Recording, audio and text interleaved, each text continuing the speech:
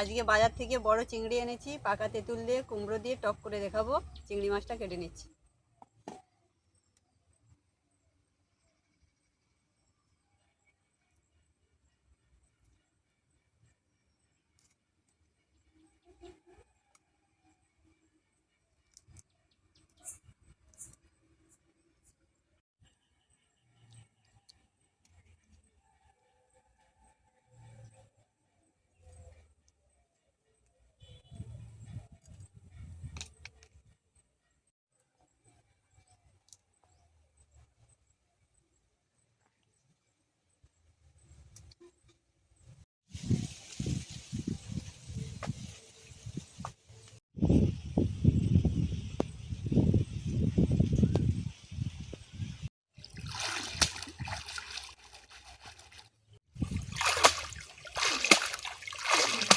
চিংড়ি মাছগুলো লবণ হলুদ মাখিয়ে রেখে দিচ্ছি।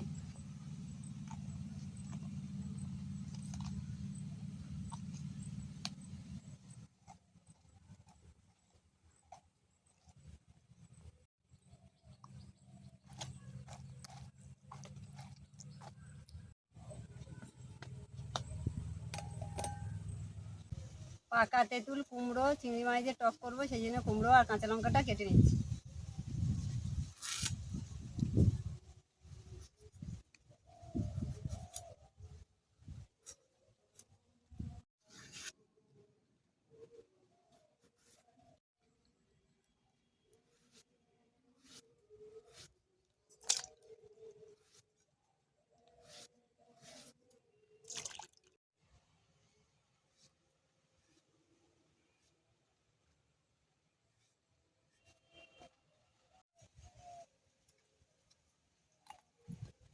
পাকা তেঁতুল গাছ থেকে পেড়ে ছাড়িয়ে বিচে কেটে রেখে দিয়েছি লবণ দিয়ে, সারা বছর খাওয়া যাবে। সেই তেঁতুলটাকে ভিজিয়ে রাখছি,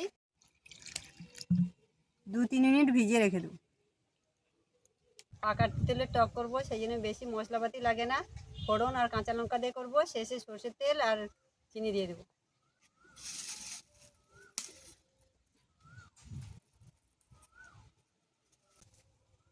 চিংড়ি মাছগুলো ভেজে নিচ্ছি।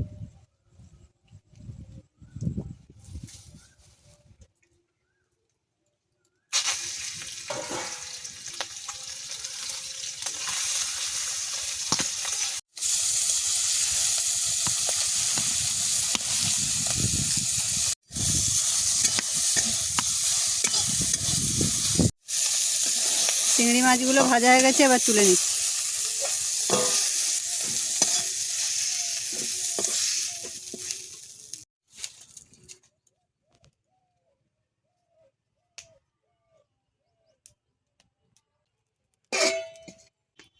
লাউগুলো হালকা করে হলুদ দিয়ে ভেজে নেব।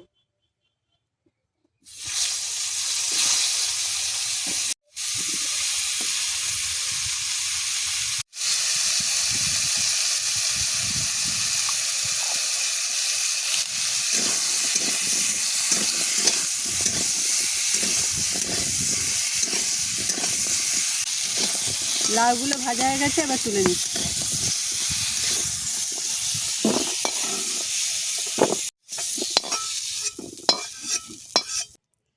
টক সর্ষের তেলেই করব।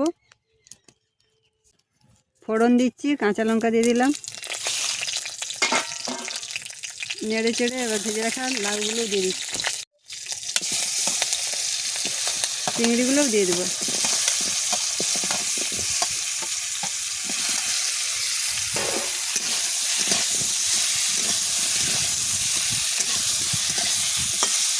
এক মিনিট নাড়বো, তারপর পরিমাণ মতো লবণ দিয়ে তেঁতুল জলটা দিয়ে দেবো।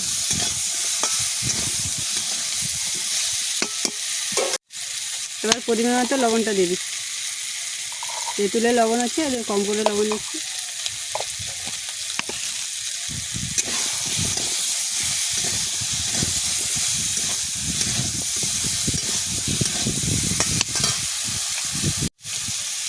তেঁতুলটা যে ভিজিয়ে রেখেছিলাম সেটা হাত দিয়ে চটকে চটকে তেঁতুলের জলটা দিয়ে দেবো।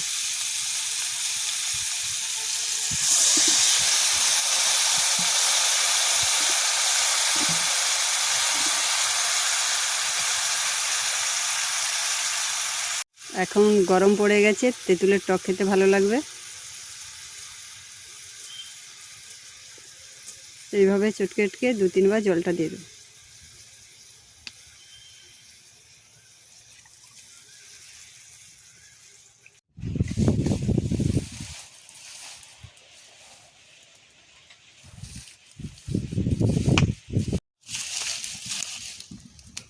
টকটা ফুটে গেছে, 5 মিনিট ফোটাবো লাউটা সিদ্ধ হওয়ার জন্য, এবং তেঁতুলের টক বেশিক্ষণ ফোটালে ভালো লাগে।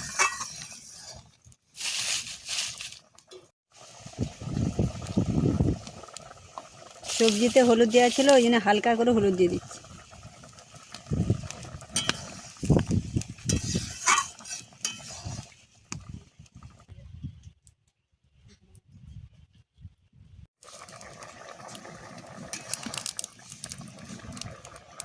লাউটা সিদ্ধ হয়ে গেছে, এবার স্বাদের জন্য চিনি আর সরষের তেল দিয়ে 1 মিনিট ফুটিয়ে নামিয়ে নেব।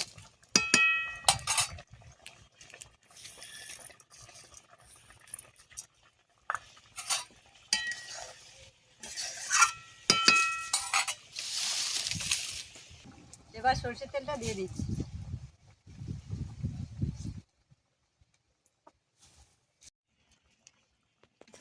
টকটা হয়ে গেছে, এবার নামিয়ে নিচ্ছি।